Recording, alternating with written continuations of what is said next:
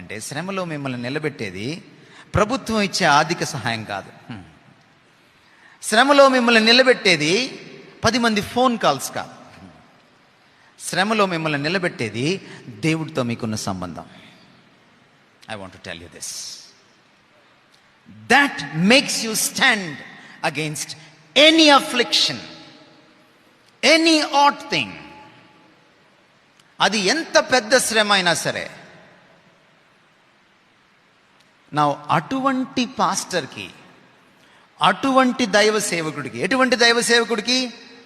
దేవుడి గురించి చాలా బిజీగా ఉండి దేవుణ్ణి కలుసుకోలేని దైవ సేవకుడు కాదు, దేవుడితో గడిపే దైవ సేవకుడికి శ్రమ యొక్క పాజిటివ్ యాంగిల్ తెలుస్తుంది. యాకోబు పత్రిక రాస్తూ అందుకనే మొదటి పేజీలోనే ఈ మాట అంటాడు, శ్రమ ఓర్పును పుట్టిస్తుంది.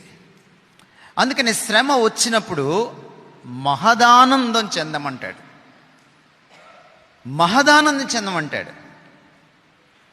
ఆ కిందకు వచ్చి అంటాడు, ఓర్పు మిమ్మల్ని సంపూర్ణులుగా చేస్తుంది అంటాడు. మేము మెచ్యూరిటీలోకి రావడానికి కొన్ని ఏళ్ళు పట్టచ్చు, మెచ్యూరిటీలోకి రాలేకపోవచ్చు. కానీ శ్రమ పడుతున్నారు చూసారు మీరు ప్రభు కోసం, మీరు మా అందరికంటే matured. That's the positive angle of suffering.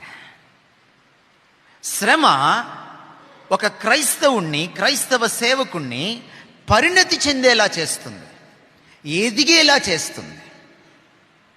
అది ఎదగడానికి అవకాశం.